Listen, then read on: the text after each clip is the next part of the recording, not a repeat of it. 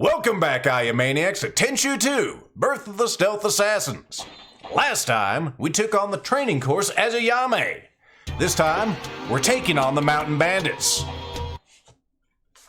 As I said last time, I'll be inserting music into these. This time it'll be Deliver the Secret Message from Tenchu 1. I'll start that as soon as we get into the mission. Mountain bandits are hiding in an abandoned village near here. When night falls, you must chase the bandits away. But, Master, bandits? They're filthy. Have you ever smelled one? Ick! Ayame. Just kidding. I'm going. Even at this tender young age, Ayame had already discovered the sass. The Mountain Bandits never spill the blood of the innocent. Your mission is to drive out the Mountain Bandits. Find the leader of the bandits before he finds you. So one thing that I haven't gone over is this screen might be a little more vacant than you expected. That's because this occurs in the past. So for instance, we don't have the ever sumptuous and delicious Azuma rice ball at our disposal. They're still working on the formula to entice every man, beast, and even the dead and demons to eat these rice balls, these poison rice balls. So it's going to be a while before we have those at our disposal. Very unfortunate. So instead, we're just going to take a mess of shuriken, because those will be incredibly useful on this mission.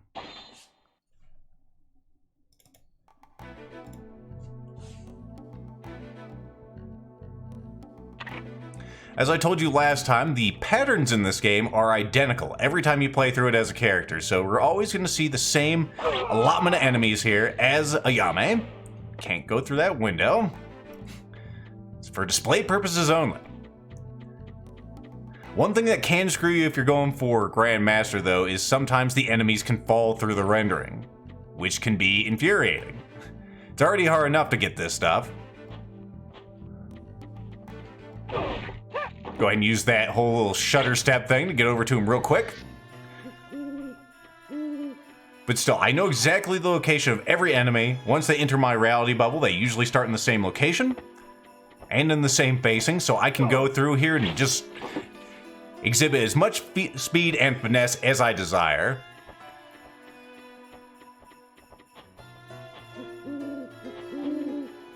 Which is nice. It's a little less authentic than the other game, like I said. Can you please rotate, you son of a bitch? Stealth. Sometimes their patterns do get a little mixed up, but it's not that bad. Easy peasy. Another one for the ninja board. Alright, let's go ahead and progress in this direction. We need to take out the guy in this guard tower first. He's looking our way. It probably won't be a problem. Just an owl, I assure you. Nothing to worry about. Who? You! I mean, who? You can pivot the other way. It is possible. I believe in you. This is your emotional support owl. He's all it is. I don't remember buying one of those. It was a gift. A gift. But who gave it to me? It's the gift you give yourself. Anyway, let's go ahead and leap down from here. That guy's a little out of position. We're just going to sit here and wait a moment. While we do so, I'll go ahead and show you the map. It's a little different from Tenchu 1. It's not complete when we start the mission. You have to auto-map it yourself. The Ninja GPS is not online just yet. We'll go ahead and put that guy's spleen in the spleen bag. And we'll progress this way. We have 14 enemies to dispatch in this to get Grandmaster. And we're almost there. We're about halfway.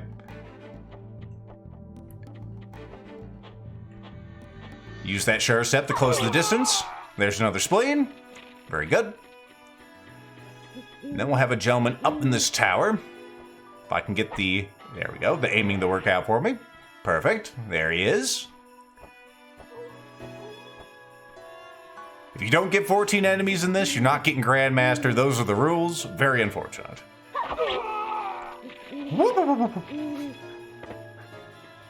Freebie kill over here. Only if you make a ruckus is this guy gonna be an issue. He is very much asleep. You can jump over him, you can jump next to him. Doesn't notice a thing.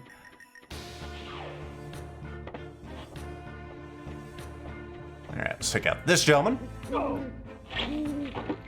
I don't think I mentioned it last time. They're not really good at seeing corpses in this game, which I'm very, very happy with. In the first game, they were obnoxious as all hell seeing bodies. Seeing them through terrain. Should be a guy descending the stairs over here. There he is. Whoosh. Whoosh. There you go. Now, normally if you're playing as Rikimaru, this is where your mission would end. You'd go up to this shrine, you'd enter, and then you'd have your boss fight. Ours isn't over here. Ours is on the other side. I didn't mention how you get items in this game, because it wasn't really relevant last time, but now that we can get items, well, you can get from getting Grandmaster rank, just as you did in the last game, but you can also find them in mission. We're going to do so right now as we progress over this way. There's a picnic basket, and inside that is a tasty, refreshing beverage. After we've acquired this item, we should be able to restock it back at home. I'm not sure why that is. Maybe we get the SKU number? Doesn't matter. Alright, we have 3 more of these little goblin bastards to take out. There's one over there you might barely see on YouTube. One up here, and then further off in that direction is our last one. So wait for this guy to look at us as we enjoy the ultra-realistic fire.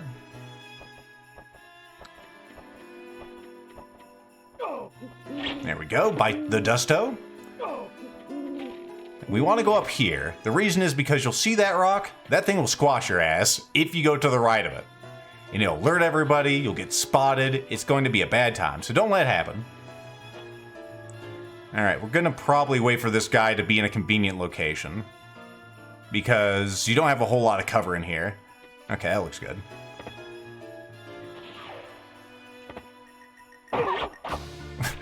Perfect. I may have skipped the animation there, I'm not sure. Alright, let's go on the other side of the rock. I don't want that thing falling on my head. That would be very, very upsetting. And I don't want to be upset.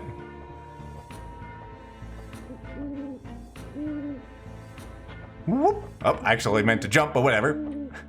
Slipping off warrants that sound also.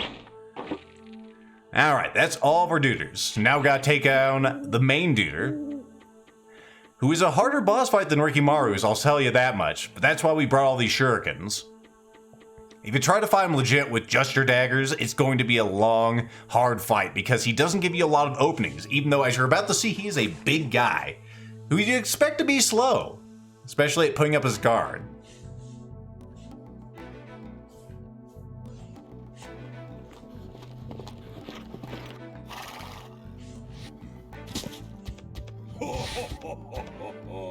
Look here, a pretty little flower among the weeds. You're the head idiot around here, aren't you? I am the mighty Boron. I lead the mountain bandits. Knew it. Huh? How?